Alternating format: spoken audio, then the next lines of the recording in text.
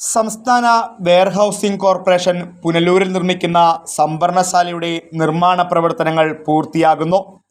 5 വർഷത്തെ കാത്തിരിപ്പിനൊടുവിലാണ് 2800 metric ton സംഭരണശേഷിയുള്ള വെയർഹൗസിൻ്റെ നിർമ്മാണങ്ങൾ അന്തിമഘട്ടത്തിൽ എത്തി നിൽക്കുന്നത്. കെട്ടിടത്തിൻ്റെയും ഇവിടേക്കുള്ള പാതയുടെയും അന്തിമഘട്ട പ്രവർത്തനങ്ങളാണ് നിലവിൽ പുരോഗമിക്കുന്നത്. ഇതിന് പുറമെ സംഭരണശാലയുടെ വൈദ്യുതീകരണ പ്രവർത്തനങ്ങളും നടക്കുന്നുണ്ട്.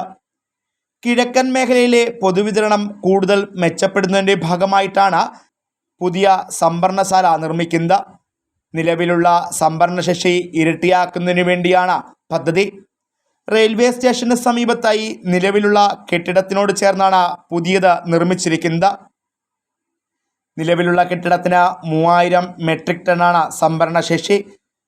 3.25 കോടി രൂപയാണ് പദ്ധതി വിഹിതം. നബാർഡിൽ നിന്നും 2.4 കോടി രൂപയും നിർമ്മാണ പ്രവർത്തനങ്ങൾക്കായി അനുവദിച്ചിട്ടുണ്ട്.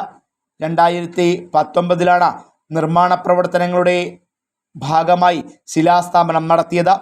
എന്നാൽ സ്വകാര്യ ഭൂമി കൂടി ലഭ്യമാകാനുണ്ടായ കാലതാമസം കാരണം പദ്ധതി നീണ്ടുപോകുകയായിരുന്നു.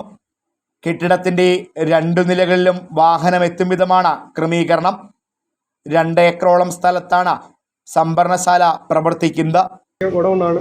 പിന്നെ ഇവിടെ സ്ഥലമില്ലാത്തതുകൊണ്ട് പുതിയ പാർട്ടികളൊക്കെ വന്ന് ചോദിച്ചപ്പോൾ ഇവിടെ സ്ഥലമില്ലാത്തതുകൊണ്ട് പുതിയൊരു ഗോഡൗൺ. പിന്നെ ഈ റോഡിൻ്റെ ഒരു വിഷയം കൊണ്ടാണ് ഇപ്പം ഇത് നടക്കാത്തത്. മഴയായതുകൊണ്ടാണ് ഇതിങ്ങനെ കിടക്കുന്നത്.